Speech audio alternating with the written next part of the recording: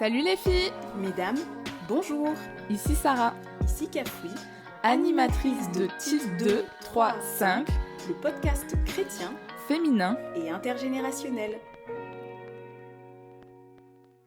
Aujourd'hui, nous sommes accompagnés de Renée. Bonjour Renée. Bonjour. Est-ce que tu pourrais te présenter s'il te plaît?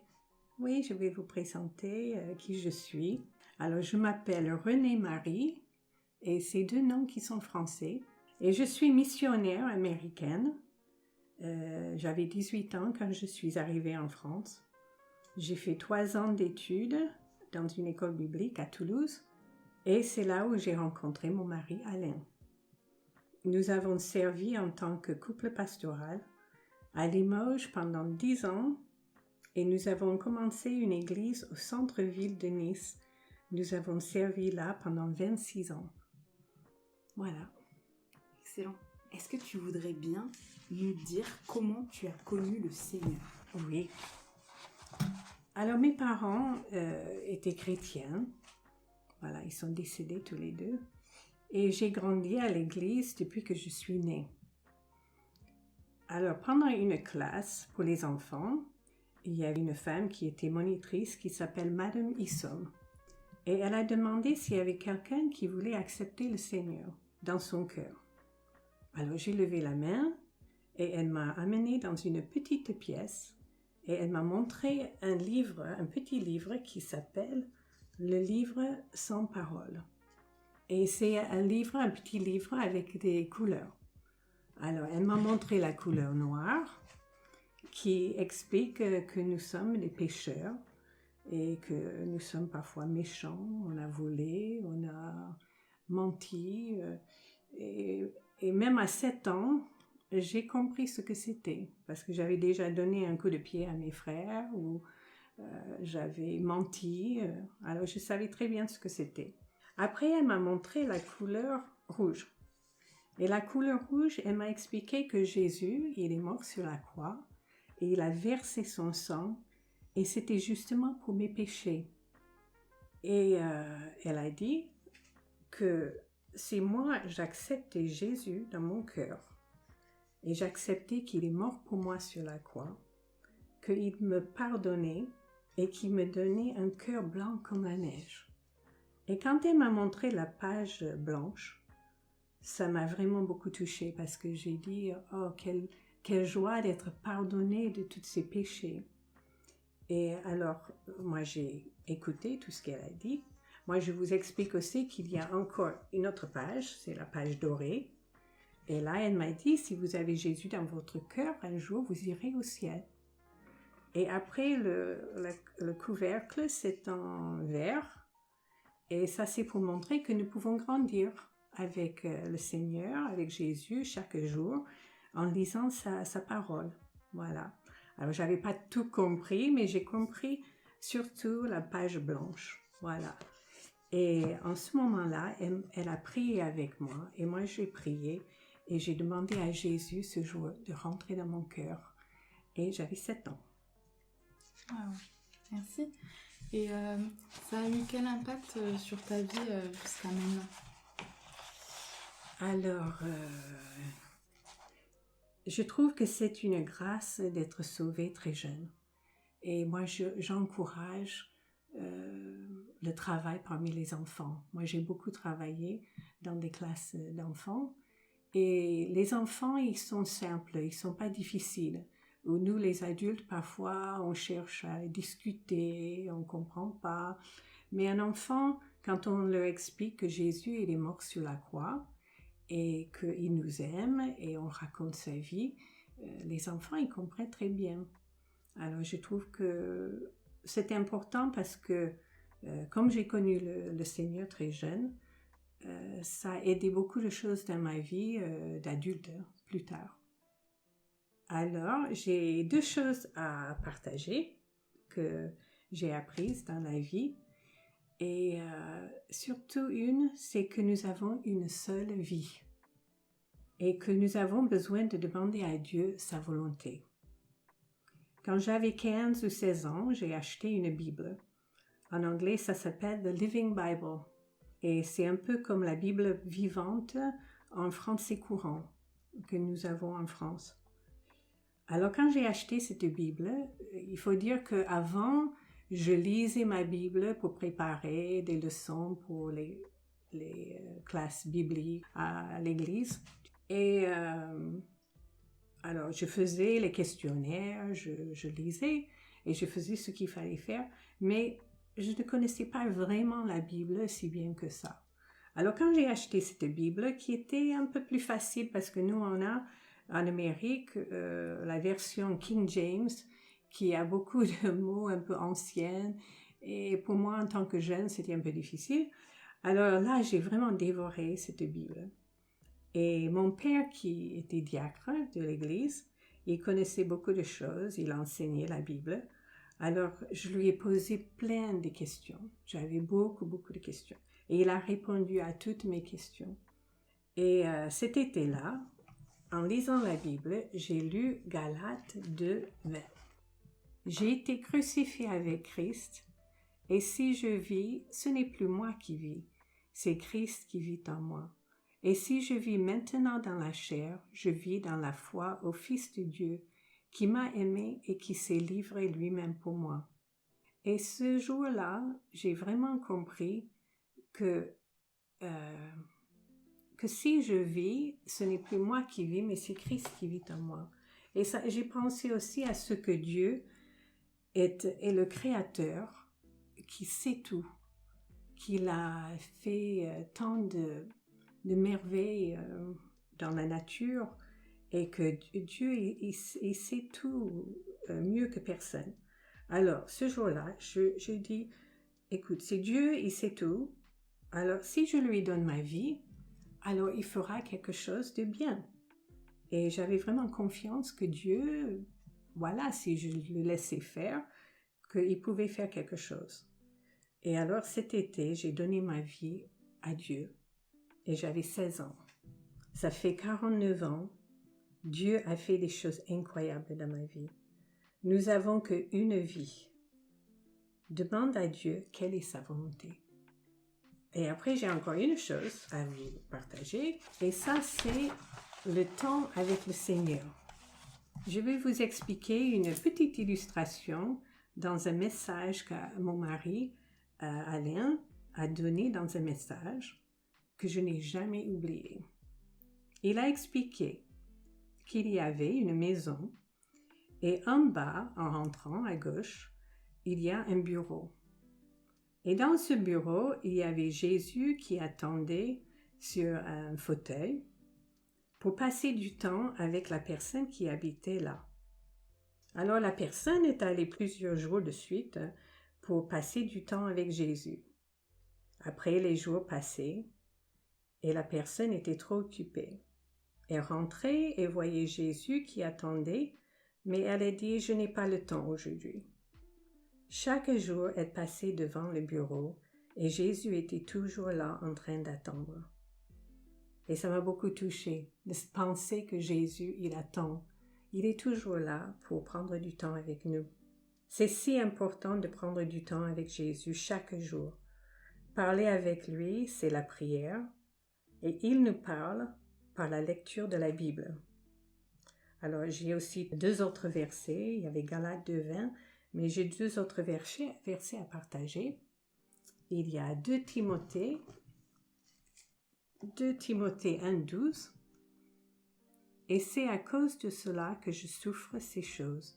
Mais je n'en ai point honte, car je sais en qui j'ai cru. Et je suis persuadée qu'il a la puissance de garder mon dépôt jusqu'à ce jour-là. Et c'est surtout le parti « Je sais en qui j'ai cru ». Car je peux dire aujourd'hui que je connais Dieu, je connais le Seigneur, j'ai passé beaucoup de temps avec lui et je sais en qui j'ai cru. Il y a aussi le psaume 16. Alors c'est le psaume 16:11. Tu me feras connaître le sentier de la vie. Il y a abondante joie devant ta face, des délices éternelles à ta droite.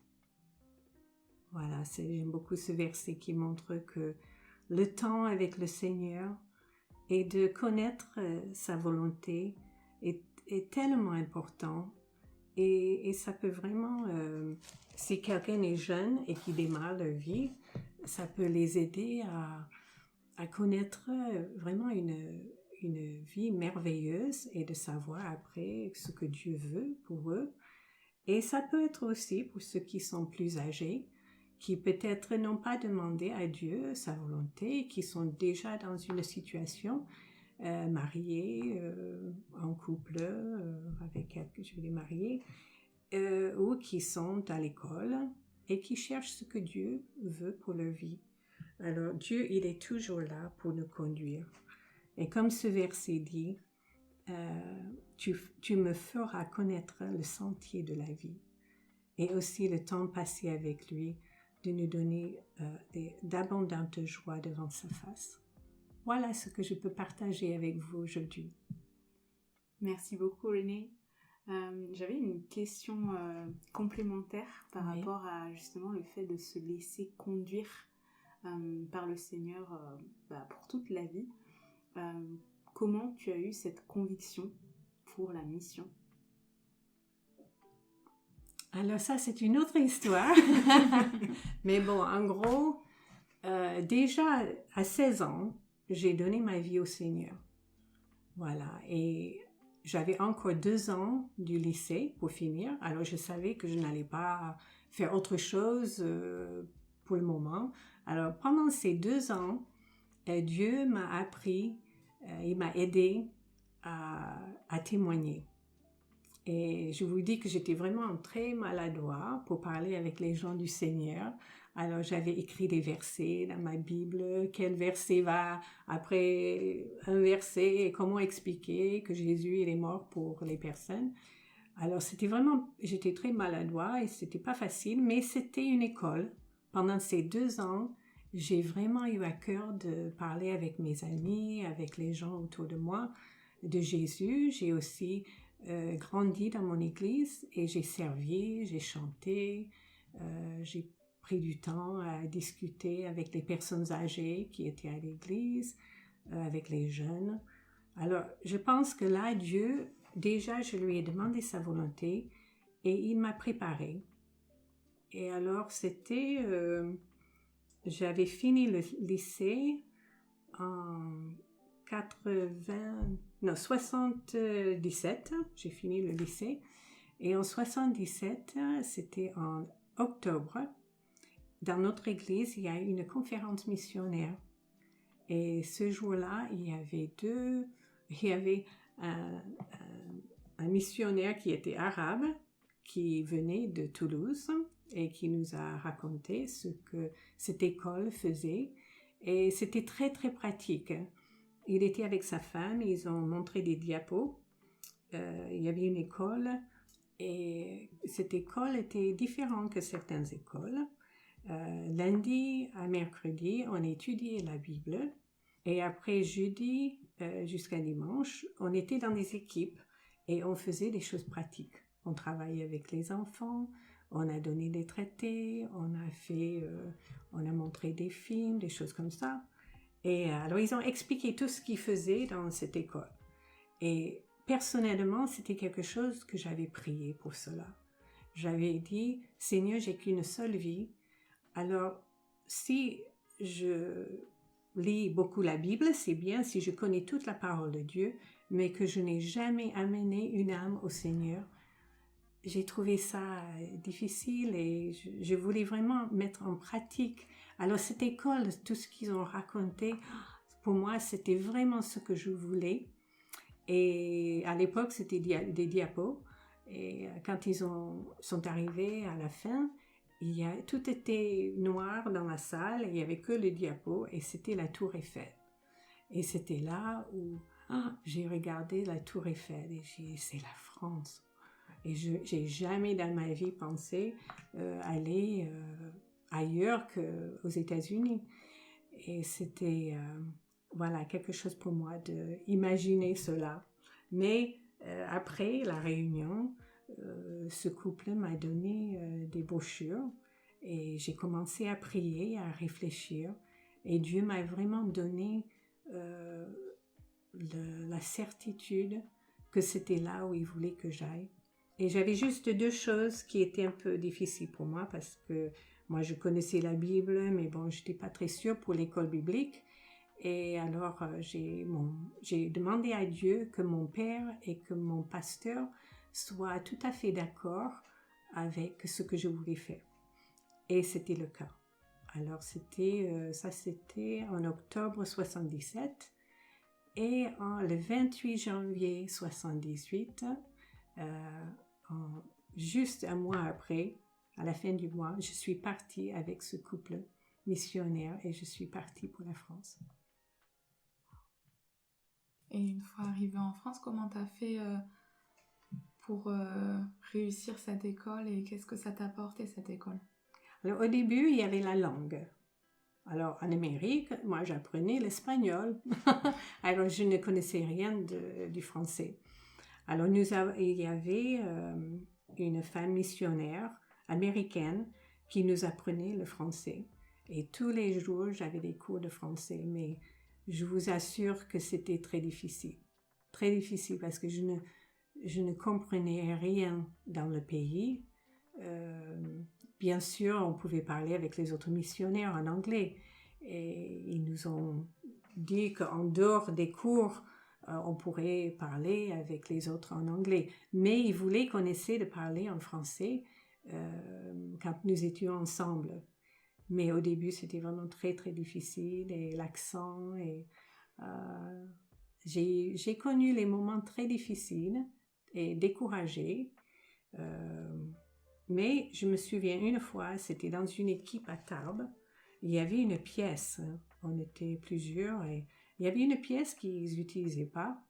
Et il y avait 2 chaises dans cette pièce.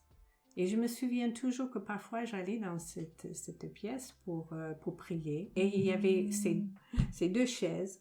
Et alors, je pouvais m'asseoir sur une chaise. Et pour moi, Jésus, il était sur l'autre chaise. Et j'ai commencé à lui parler parce que avec beaucoup de personnes, je ne pouvais pas leur parler parce que je ne connaissais pas assez bien le français. Alors, j'ai passé du temps juste à parler avec le Seigneur. Voilà. Et c'était très intéressant pour ma communion avec Dieu, mais c'était aussi, ça m'a aidé dans ces moments où j'avais pas vraiment personne avec qui je pouvais vraiment parler. Voilà. Merci beaucoup Renée pour ton témoignage. Merci à vous. On aura probablement d'autres occasions de discuter. D'accord. Wow, c'était vraiment super encourageant, intéressant d'écouter le témoignage de Renée. Qu'est-ce que t'en as pensé, Sarah? Tout à fait. C'était vraiment beau de voir comment Renée s'était laissée conduire par Dieu et s'était laissée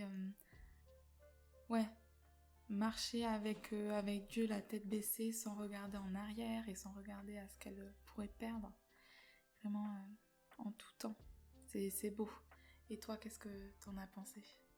Je te rejoins vraiment dans ce que t'as vu, le fait de vraiment laisser le Seigneur faire et laisser le Seigneur conduire.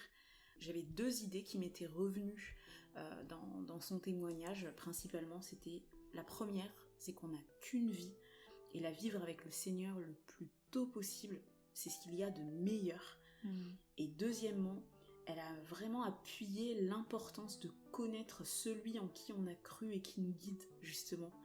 Et ça passe par la lecture de la parole et ça passe aussi dans une attitude de prière.